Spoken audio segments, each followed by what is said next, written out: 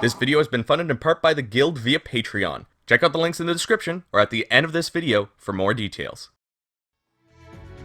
Dynasty Warriors and the Musou franchise have been a part of my life for a very long time. I was about 12 when I first saw Dynasty Warriors 3 Extreme Legends in a local pawn shop. I picked it up, but I didn't quite get into it until I played some co-op with a friend. Since that day, the Musou franchise has been a staple of my video game collection, even leading me to collect everything from Koei Tecmo. It was the focal point of the first video that pushed through and kick-started what I'm doing on my channel now. I have made a lot of friends along the way, and it's all thanks to this one game franchise. But it wasn't just those developed and published by Koei Tecmo that I'd end up falling in love with. Many other companies would try to throw their hat into the Musou arena.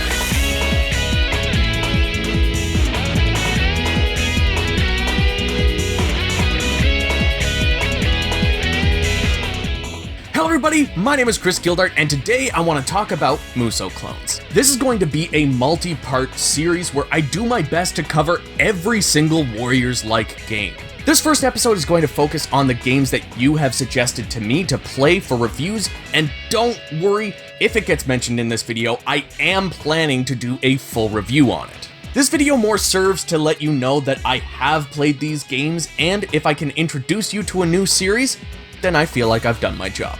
But if I don't mention a game that you want to see covered, let me know in the comments below, and don't forget to like and subscribe if you haven't already. Now before we go too far down this rabbit hole, what exactly is a Musou clone? Is it as simple as a game where the number of enemies greatly outnumbers you? Well, not really, because at that basic description, Pac-Man would be a Musou clone. Then does it have to fit into the hack and slash genre? Again, not really, because games like Darksiders, Devil May Cry, and God of War are hack and slash, but I wouldn't consider those Musou clones, even though they are commonly recommended as games that Musou fans would enjoy. So here is my description. It must be a hack and slash game where the number of enemies greatly outnumbers you. The enemies must come in waves or units. It must be a third-person view behind the character rather than an isometric or top-down view, because that would be closer to a Gauntlet or Diablo clone. The space in which combat happens will also need to be large enough to run around in. It doesn't have to be as big as the usual Musou maps we see, but the main thing I'm getting at is that everything needs to take place in a 3D space. Some bonus points would be having multiple characters and varying combos, but that's not overly required in order to be considered a Musou clone. It would just help the game be one of the good ones. So this takes out a lot of the games people tend to associate with the Musou franchise, like the aforementioned God of War, or for some reason Attack on Titan. Like, don't get me wrong, it's a good game and it's made by Omega Force, but it is not a Musou game. This also takes away Earth Defense Force, which is another game I see a lot next to Musou titles. Although, again, the game is fun and is essentially the shooter version of Musou games, I just wouldn't consider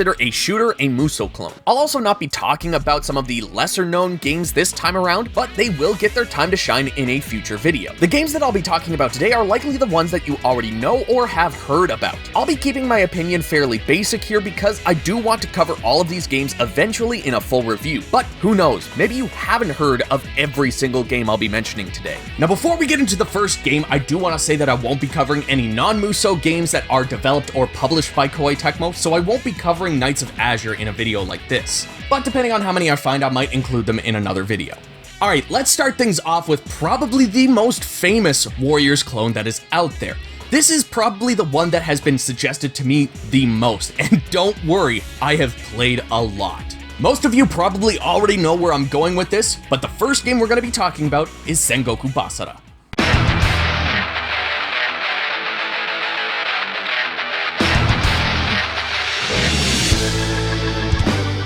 This game started its life in the West as Devil Kings on the PS2 in 2005. While localizing this game, Capcom pulled a 4Kids and really went ham on the changes. They really tried to tie this into the world of Devil May Cry by giving the logo the same font and trying to give the game's aesthetic the same feel. Now one thing I do think is cool is how they changed up the enemy troops to be more varied and take away that Sengoku style. It does help each stage and army to feel more unique. But the choice to make this game have absolutely nothing to do with Japanese history is a weird one, especially for the the time when this game came out. Anime was becoming super popular in the West. I remember shows like Inuyasha, Code Geass, and Gundam Seed airing on YTV every night as a kid. Many of my fellow nerds at school were becoming the filthy weebs we are now, and I feel like all of that helped push Devil Kings to be the commercial failure that it was. Many reviews mentioned the changes that took place, so people knew about it. This wasn't back in the day of the NES where the Western market had little to no idea that these games were Japanese. Gaming magazines often covered what would be happening in the Japanese market, what games were in development, and which ones they wanted to see come westward. I even remember some PlayStation Underground demo discs including demos of games that hadn't received a Western release. This was actually how I found out about Tail Concerto on PS1. I think the super localization of Devil Kings was the ultimate failure for this game. I mean, it's not bad either, but I think the thought of Capcom saying, "Nah, these foreigners are too dumb to understand Japanese history," probably put a bad taste in people's mouths. Something they changed for the Western audience is how you fill your special attack gauge.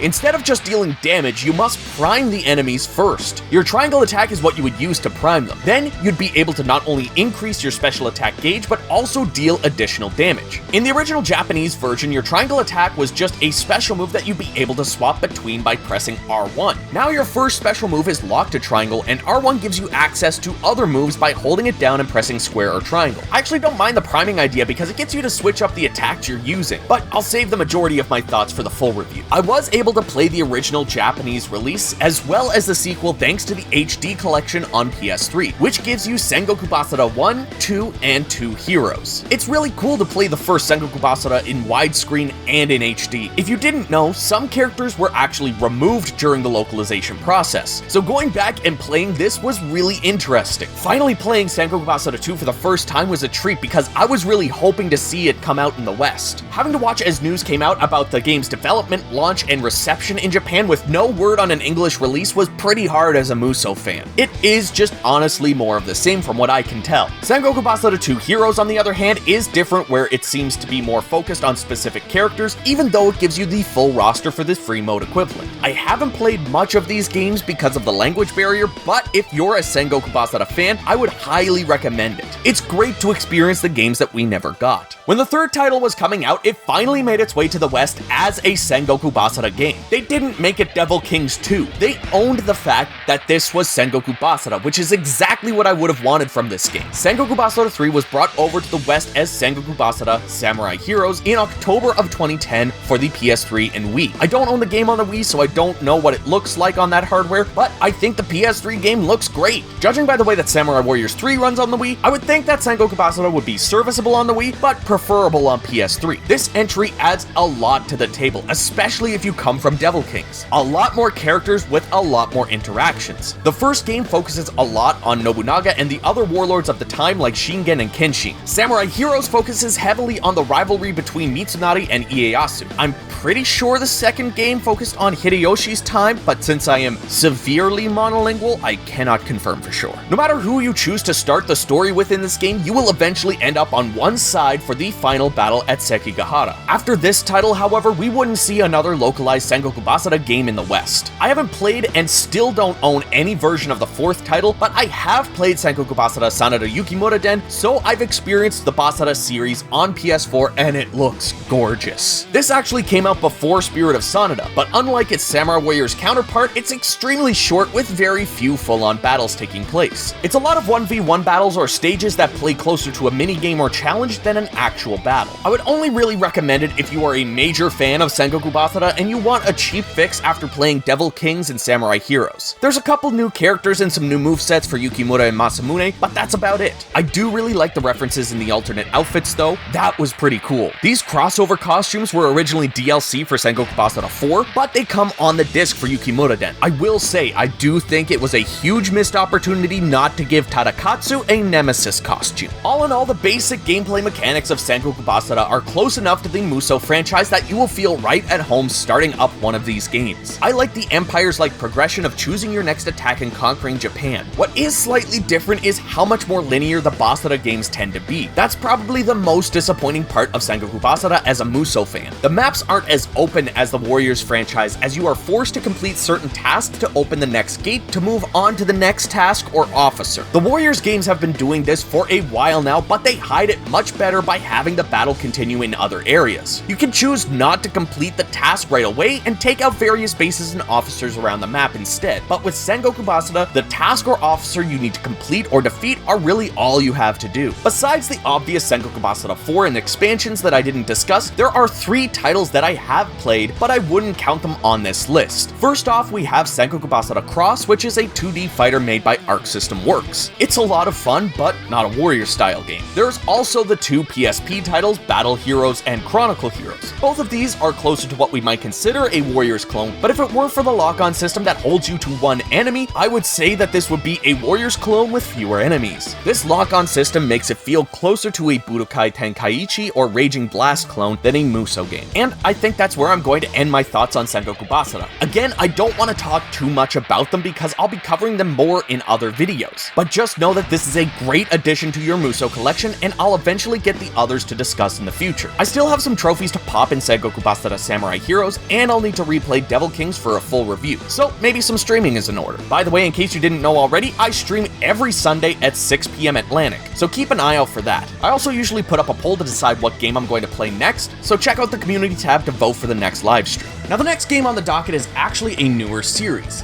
and it's going to take a little bit longer for me to do a full review of either game because I haven't completed any of the stories yet. That being said, I do own both of the games and I hope that we get another sequel in the future, but that game series is Fate Extella.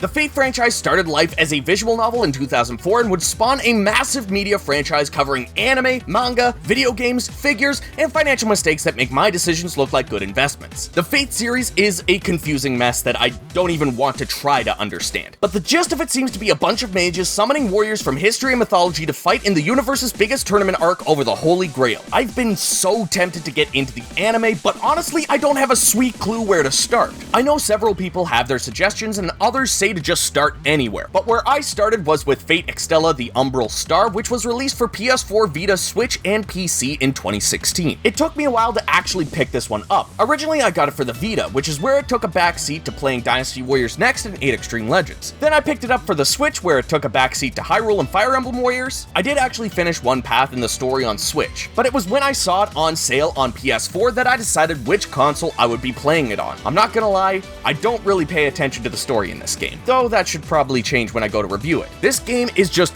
really fun. If you've had a Musou itch going on for the last little while, the Fate Extella games would probably be exactly what you need. The mechanics are all there, and it has a very Empires type feel to its level design. There are these paths between the more open base-like areas where you do your fighting. It kind of reminds me of the way Dynasty Warriors Gundam 3 is designed, where there's narrow paths between each base. The big difference here is that you jump between the bases rather than run between them. Combat doesn't happen at all outside of the bases themselves. Even when an enemy officer is moving between bases, you just see an arrow slowly moving between the base the officer is in and the base the officer is moving to. They don't actually jump between the bases like the player character does. I'm going to be honest though, I think this game would be a million times better with more open stages where you can run around and see the fighting happening. You know where the battles are because you can see it on the minimap, but all that doesn't take too much away from the overall feel of this game. It is a Musou clone through and through. There's even a version of Lu Bu in this game, and yes, he is just as much of a powerhouse here. But if you buy this and finish it and want more, don't worry. A sequel was released on PS4, Switch, Vita, and PC called Fate Extella Link. This is yet another Extella game that took me a very long time to acquire. I actually got it thanks to Limited Run Games carrying some copies of the limited edition for XSEED. I picked that up in an instant and never looked back. This sequel looks incredible by comparison. I love the new graphics engine. It makes everything pop so much more. Again, I still need to complete the story and should probably pay attention to it so I can talk about it in the review, but just know this sequel is literally an upgrade in every way. Not just the looks. It feels better. It almost runs better. There are even new mechanics that make the combat feel much deeper. A lot of these mechanics are what we experienced in Pirate Warriors 4, which did come out after Link. Things like special moves that you activate by holding R1 and pressing one of the face buttons, and 2 different types of special gauges. This sequel is still held back by having bases separated by by paths that the player needs to jump between. Again, I would have preferred if they made these stages a little bit more open, but I still enjoy myself. I just really want to spend a lot more time with this game, so expect this to be streamed along with Sengoku Basara in the future. Unfortunately, there's no word on whether or not there's going to be a third Extella game, but I would totally be behind keeping a Musou clone like this series going.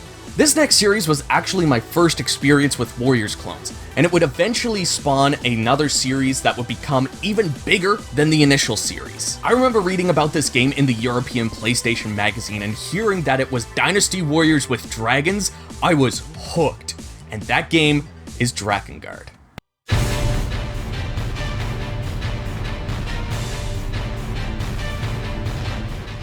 Ah yes, the predecessor to the game that would make the internet simp over a robot. I'm talking about Nier! Drakengard is such a weird series to be connected to Nier, but the good news is that it makes for a great Warriors clone. I remember popping in the first game, and the first place I find myself is in a giant battlefield. Once you actually unlock the dragon, things just get bigger from there too. This really is Dynasty Warriors, but with dragons. The first game was released for the PS2 in 2003, and was one hell of a way for Yoko Taro to Kramer his way into the video game industry. He had done some work on other games beforehand, but this was his first as a director. The first Drakengard does a way better job of creating open maps than the last two game franchises I've mentioned in this video. Most maps are absolutely massive and filled with enemies to rack up the kills with. You'll also unlock new weapons with different movesets and stats so that combat continues to feel fresh as you play through the game. Each weapon also levels up with use, which will also cause an evolution to the look and increase the combo length. It's actually a lot of fun switching between weapons on the fly. That's right, Drakengard did it before Dynasty Warriors 7 or even Strike Force. Most sword weapons have similar movesets to others, but like Dynasty Warriors 3 through 5, there are subtle differences to help make them feel unique. Each weapon also has its own magic attack. The first weapon you get, Kaim's sword, has fireballs, but you can get an axe that summons rocks to burst from the ground, or even a lance that shoots out icicles. The first game has a good mix of gameplay styles as well. What you're all here for is the big map battles, but there are also Star Fox-esque dogfighting flight stages and top-down isometric stages that are kind of like Diablo or Gauntlet. The main bulk of your time will be spent during the warrior-style gameplay, but these are nice additions to the mix. There were, however, two things that I was disappointed about with Drakengard. The first was the color palette that was chosen for this game. It's very brown. It feels very reminiscent of games like the first Samurai Warriors. It's not completely void of color, but what color it has is dull. The sequel, aptly named Drakengard 2, was released for PS2 in 2005 and is a bit more colorful without becoming too oversaturated. I think it does a great job of making things pop. The second thing that disappoints me about the first Drakengard was the lack of multiple playable characters. In the second game, after you've made your way through the tutorial and halfway through the first real battle, you'll unlock the second character. Drakengard 2 still allows you to swap weapons on the fly, but now each weapon has a character designated to it. The main character uses swords, just like the main character from the first game, and the second character uses spears. It's honestly a lot of fun to swap around in both games. Combat in the second game is much better as well. There are more combos to be had as weapons level up. Stages are designed a bit more linear for the most part. Not all of them are built this way though. You also still have the flight sections from the first game, but the isometric stages have been removed. Though we are missing one gameplay style from the first game, Drakengard 2 just feels that much better. And I really wish I could say that about the third game. Drakengard 3 is closer to Nier than the first two Drakengard games, which makes sense because the first Nier came out in 2010, while Drakengard 3 came out in 2014. Stages are a lot more linear than before. Drakengard 2 was even more linear than the first game, but it still had large open areas that served as the battlefield. Drakengard 3 is just long pathways with groups of enemies in your way. It doesn't feel claustrophobic, but it is definitely more narrow than the last entry. This game also goes back to the first, where you only use one character throughout the story. You still have the option to swap weapons on the fly, but you are limited to 4. That doesn't sound too bad at first, but the 4 weapons you're allowed to swap between must be different weapon types. So you can't swap between 2 different swords anymore, and you'll only unlock the different weapon types as you play through the story. The other thing is that the dragon sequences are few and far between in 3. Plus, they aren't the dogfighting Star Fox style gameplay. They are these janky arena style stages where the dragon controls exactly like the main character, but it would feel much much better if it was controlled like a shooter. What I will end on with Drakengard is that the first entry was a good starting point for the series, and the sequel built on that foundation that the first game laid. The third game seemed to try too hard to bridge the gap between Nier and Drakengard, and it lost a lot of what made the first two games such great Warriors clones. Not to say that Drakengard 3 is bad, but it steps away from that Musou-style gameplay and into a more rudimentary and linear hack-and-slash game. That being said, if you miss the good old days of hard-as-hell Warriors gameplay, Drakengard 3 does provide a decent challenge, especially with its bosses. I did die a few times while recording the gameplay for this video, which is more than I can say for the other games I'm going to mention today.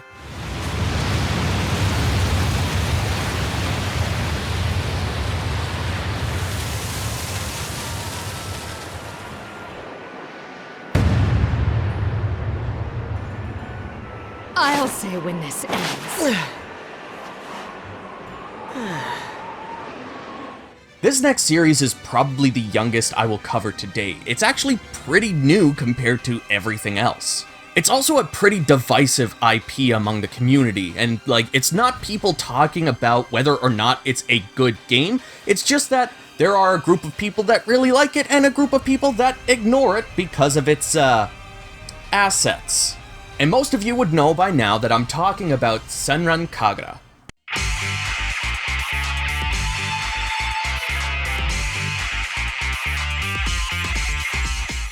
Senran Kagura started life somehow on the 3DS of all places. This series is known for its Tego biddies and loads of fan service, so it's surprising to see it start on a console that was marketed to be so kid and family friendly. The first game, Senran Kagura Shoujo Tachi no Shinei, released for the Nintendo 3DS on September 22nd, 2011, just missing the Vita by a couple of months. I honestly think of Sony consoles when I think of the Senran Kagura franchise, so it feels like it would have been more appropriate to launch the series on the Vita in my opinion. When the game came to the West, it was renamed Senran Kagura Burst and hit the 3DS in 2013. The 3DS games were more 2.5D side-scrolling beat-em-ups similar to Streets of Rage and Golden Axe. But when the franchise finally came to the Vita, we got the full 3D action we know and love today. In October of 2014, we got Senran Kagura Shinobi Versus. Did somebody just misspell Shinobi and nobody noticed? This is where my knowledge of the franchise kicks in, as I picked up a copy of the Let's Get Physical edition at EB Games in Halifax. But I lived in PEI and didn't notice that they missed putting the cartridge into the box until I got home. Listen, I bought a bunch of games and it was early in the morning when I made my purchase, so give me a break. Luckily, a family member was able to go to the EB Games and ask for the missing cartridge. The thing is, they just gave me another physical edition on top of the missing cartridge. So, I won't complain about that. I honestly didn't play a whole lot of the Vita version because most of the time I was playing Dynasty Warriors 8 Extreme Legends Complete Edition, working towards the Platinum Trophy thanks to the cross-save. I didn't really play a whole lot of this series until we got the next full 3D release on PS4 in Senran Kagura Estival Versus.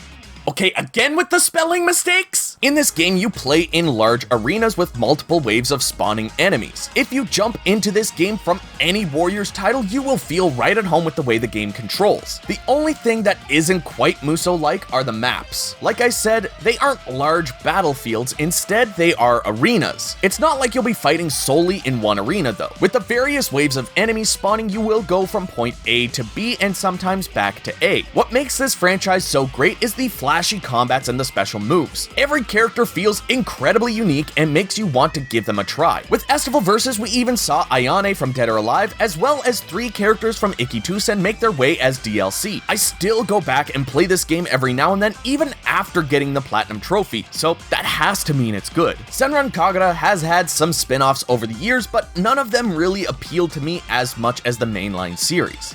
They weren't bad games, that just didn't really hit the same, That's why when I finally picked up Senran Kagura Burst Renewal, I was super excited. This is literally the first 3DS game we got in the West, but remade with the same combat style of Shinobi and Estival Versus. The combat has been even more refined than before, making this the most solid Senran Kagura game I've played. There's also additional content and DLC of all the Gessen and Hebijo characters, so if you don't mind some anime boobage and you want a good hack and slash style game, I definitely recommend that you check out Senran Kagura. There's really no wrong game to start off with, but if you're looking for that Musou style, then I would recommend Shinobi Versus, Estival Versus, Burst Renewal, or Neptunia Cross Senran Kagura Ninja Wars, which I will be covering in a later video, and you'll see why when it happens. Now this series that I want to talk about will actually serve as a merging point between this video and the next Warriors clones. You see, all of the games that I've been talking about today have been some of the most well-known clones in the community. And I wouldn't necessarily say that this game is unknown, it's just that it's not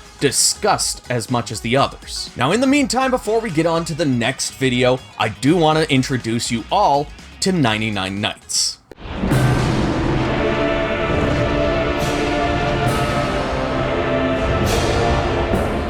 N3 or 99 Nights is kind of an anomaly in the Musou community. All of the IPs I've mentioned so far have been exclusive to either PlayStation, Nintendo, or available on both plus Steam. 99 Nights is an Xbox 360 exclusive franchise. It only ever saw 2 releases and both were exclusive to the console. The history behind 99 Nights is also really interesting. The first game was created as a joint venture between Q Entertainment and Fantagram. Q Entertainment wasn't really well known for this sort of game. Prior to starting development on the first 99 Nights, they had only created Luminous and Meteos, 2 very non-action games. Fantagram at least had experience with the Kingdom Under Fire series, which is probably why this game looks like it should be part of that universe, even though the 2 games are not connected. With a team led by Tetsuya Mizuguchi of Rez and Space Channel 5 fame, it really seemed like the team behind 99 Nights just wasn't well equipped to take on the army-based Musou-style gameplay they were aiming for. But let me tell you, this is probably one of the best Warriors clones I have ever played. It feels exactly like a fantasy-based Warriors game with elves and goblins. I always thought it would be cool to see Koei create a completely original story with a Tolkien-inspired world. If you have the same thought, then the first 99 Nights gives that in spades. There's magic, there's various races and creatures you have to fight. The maps are gigantic, even to the point where I was actually getting lost in them. The combat mechanics are a mixture of Warrior-style gameplay and the Kingdom Under Fire unit-based real-time action strategy. Your X and Y buttons do the light and heavy attacks, B is a Musou-like special attack, but you have 2 units you can command in each stage by using the shoulder buttons to command them to follow or hold where they are. There are only 7 characters, but each one feels so unique you won't mind that limitation. And though enemy foot soldiers are relatively weak, you'll still have a nice challenge trying to fully complete this game's story. Considering this game only took the team 6 months to make, it's mind-blowing that they were able to create such a wonderful Warriors clone with the limitations that they had. Really wish that I could say that about the sequel. The next game in the 99 Nights series would be co-developed by Q Entertainment yet again, and this time instead of bringing in Fantagram, they partnered with Feel Plus, who worked on Lost Odyssey and Infinite Undiscovery previously. Mizuguchi didn't even have much involvement in this title. From what I can find in my research, he didn't even have a hand in on this at all. On top of that, instead of being published by Microsoft directly for its Xbox 360 exclusive release, Konami handled the publishing for 99 Nights 2. It was even a Japanese-developed game that was released almost a whole month in North America before it released in Japan. With the only thing staying the same between both games being the main development companies, it's no wonder that 99 Nights 2 feels like a completely different game. All of the characters look like they fit into the same world, but that and the basic controls are probably the only thing that carried over from the first game. Battlefields aren't nearly as sprawling, and combat is even more of a button masher. They did add skill attacks that you can use by holding down the left bumper and pressing one of the face buttons, kinda like Fate Extella, but that's really the only good improvement they made to the system. Now there are only 5 characters instead of 7. Each still do feel completely different, but I'd say there's only 2 or 3 that I actually enjoy using. Every now and then you'll step into a stage that harkens back to the first 99 Nights and you'll feel like it's not going to be quite as bad as you experienced, but then the steep difficulty curve hits you like a boss fight that plants bombs that explode and ricochet you into another bomb, or poison spewing from invincible enemies that you have to wade through to find the source of the poison and kill it. There's just a lot of poor decisions that make 99 Nights 2 feel like a far cry from its predecessor. Even though it has its moments of good Warriors-like combat, the first game still stands out amongst the crowd. And with that, I have covered all of the Warriors clones that I want to talk about. And like I said, the next video is going to be on the lesser known titles and the ones that people may not talk about as much, so definitely leave a comment below with any games that you'd like to see me cover in that video. And as well, like I said, all of these games are going to eventually get full reviews on the channel, so definitely keep an eye out for that, and subscribe to the channel so you don't miss out. If you enjoyed the video, give it a like, and if you'd like to help support the channel and what I do here, you can join the guild just like these awesome people that you're seeing on screen right now. You can join their names at the end of every single video for just $1 a month over on Patreon, or you can donate in a one-time fashion over on Ko-fi. There are other rewards and other tiers as well, so check out the links that you see on screen, and I will see you all down in the comments.